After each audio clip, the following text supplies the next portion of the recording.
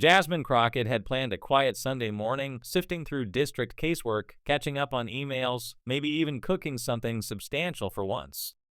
But politics doesn't respect weekends, especially when your name starts gaining traction in the right circles. At 7 a.m., her phone buzzed with a call from police, her comms director, voice sharp with urgency. CBS wanted her on the forum, a live segment at 11 a.m., to discuss the administration's new education plan.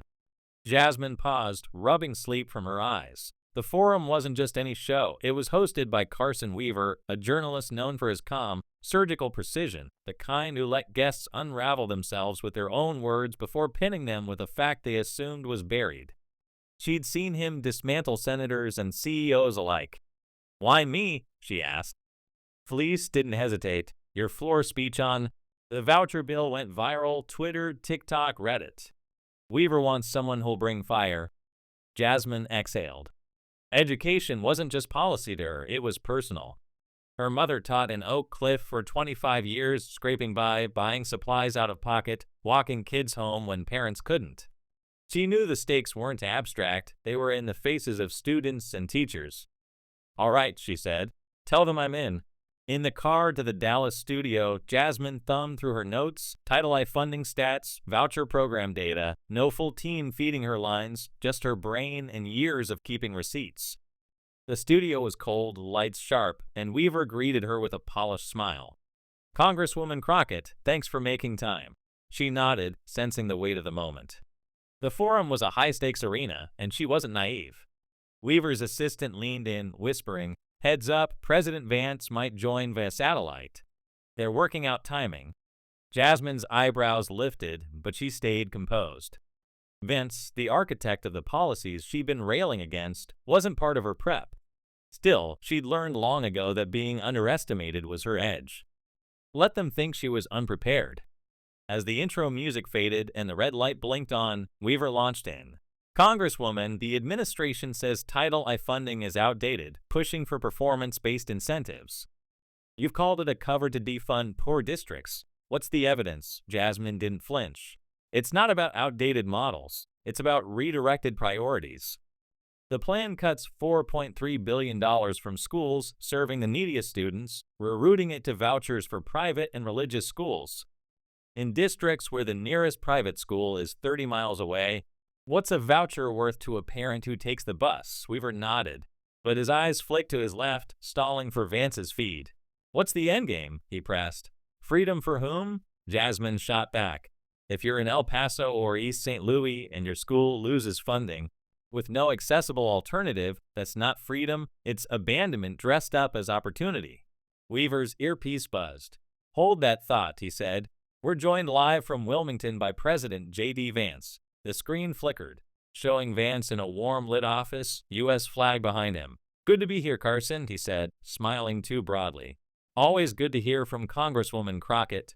Jasmine kept her face neutral. Weaver didn't waste time. "Mr. President, you've heard the criticism. Vouchers favor families who can already afford alternatives, leaving others stranded. How do you respond?" Vance leaned in. "The data tells a different story. We've poured billions into underperforming schools for decades. At some point, we stop blaming systems and look at culture, family involvement, discipline, expectations. No amount of money fixes that." The room chilled. Jasmine turned to the screen, voice steady but sharp. "With respect, Mr. President, when you say culture, who exactly are you talking about? These schools aren't failing because of culture. They're underfunded, overcrowded, dealing with decades of neglect. The communities you call failures have been begging for help, and you're giving them a punchline." Vance smirked. "Congresswoman, I'm not accusing anyone. Responsibility starts at home." Jasmine's voice hardened. "It starts with leadership. When leadership cuts schools it criticizes, that's not reform, it's sabotage." Weaver raised an eyebrow, sensing the shift. Jasmine leaned forward. "And since we're on responsibility, I have a document from your Department of Education dated 3 weeks ago." Vance's eyes narrowed. She continued, holding up the paper. "It outlines slashing Title I funds in 112 urban districts over 2 years, redirecting them to private partnerships in school deserts. Page 4, paragraph 2. That's not innovation, it's deception." Vance opened his mouth, but Jasmine pressed on.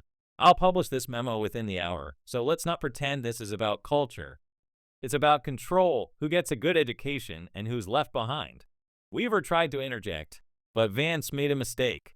I find it interesting, he said, adjusting his cuff with a half smile, that we're being lectured on responsibility by someone who's never balanced a state budget. We're fixing a broken system, not chasing emotional appeals. The studio froze. Weaver didn't interrupt. The tension was electric. Jasmine's expression stayed flat. This isn't emotional, it's factual.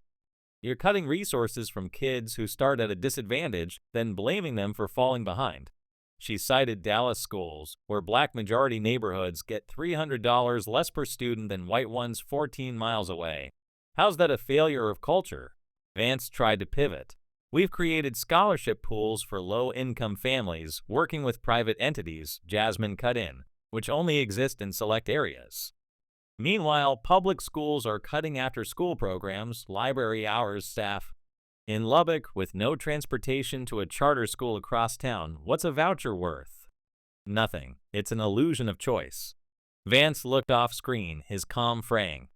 Jasmine didn't relent. This isn't a fix, it's a funnel of public dollars to private institutions, leaving rural and urban communities gutted. The segment broke for commercial, but the cameras caught Vance's tight expression. Jasmine composed, eyes forward. She knew that look, men rattled by a challenge they didn't expect, especially from someone like her. Back from break, Weaver reintroduced the memo. Jasmine held it up again, reading, underperforming urban districts may require short-term destabilization for long-term opportunity through competitive models. She paused. Destabilization isn't neutral. It's a warning, and it's targeted. Vance claimed it was out of context. Theoretical. It's not theoretical when you're drafting budgets around it, Jasmine counted. And there's a handwritten note in the margin. Push hard on school deserts. Middle-class families will follow if the charter map is clean. That's not policy. It's real estate speculation. The silence was heavy. Weaver hesitated. Vance squinted off-screen. I don't know where you got that document, he said, but leaking internal drafts. Jasmine cut him off. It wasn't leaked. Someone in your administration handed it to me because they couldn't stomach it. That hit hard. It wasn't just policy now, it was morality, betrayal. A president called out live, not by spin, but by truth. Weaver pressed, Mr. President, do you deny these cuts are planned? Vance dodged. Nothing's finalized. Jasmine didn't blink. So you don't deny it. The clip would dominate news cycles for days. Weaver shifted focus. Congresswoman, what's at stake in your district? Jasmine's voice slowed, deliberate. At William W. White Elementary in Pleasant Grove, 92% of kids get free lunch. Their tutoring program was cut last semester, funds dried up. That was the difference between passing and failing. I saw kids doing math in the hallway because the librarian was reassigned. That hallway's their library now. She looked at the camera. When you say destabilization, Mr. President, you're talking about those kids using school Wi-Fi for homework because their families can't afford internet, eating their only meal in the cafeteria. You're asking them to compete for schools they can't reach. Vance tried sympathy. I understand those challenges, but throwing money at broken institutions, Jasmine interrupted. We're not throwing money, we're rationing survival. Weaver looked shaken, tapping his pen. Mr. President, is this memo a formal proposal? Vance hedged. We're exploring options. Education's a state issue. Jasmine gave a dry laugh. Support? You're cutting lifelines and blaming the drowning for not swimming. She set the memo down. This memo matters because it's how power talks. When it thinks no one's listening, it's honest. She turned to Weaver. This isn't just my district. Colleagues in Michigan, Pennsylvania, Arizona, schools are barely holding on, and kids are told to leave their communities for a decent education. She paused. If our system isn't for every kid, what are we doing? Then the bombshell, I've sent this memo to the House Oversight Committee and requested a hearing. This isn't partisan, it's about whether the government's abandoning kids it's supposed to protect. The reaction was instant. Weaver blinked. So, an investigation? There should be, Jasmine said, not just into the memo, but who benefits when public schools collapse. Vance tried to respond, but Jasmine held the floor. Don't do this behind closed doors with language that treats people as obstacles. Don't expect silence when it hits kids' lives. The segment ended, but Jasmine wasn't done. As the cameras faded, she added, "I posted the memo online. Read it for yourself." Backstage, producers scrambled, phones lit up, social media exploded. Crockett clapback trended, clips spread on Reddit, TikTok, Twitter. A camera operator approached her. "My daughter's a teacher in Fresno. She'll want to see this." Jasmine nodded. "Tell her thank you."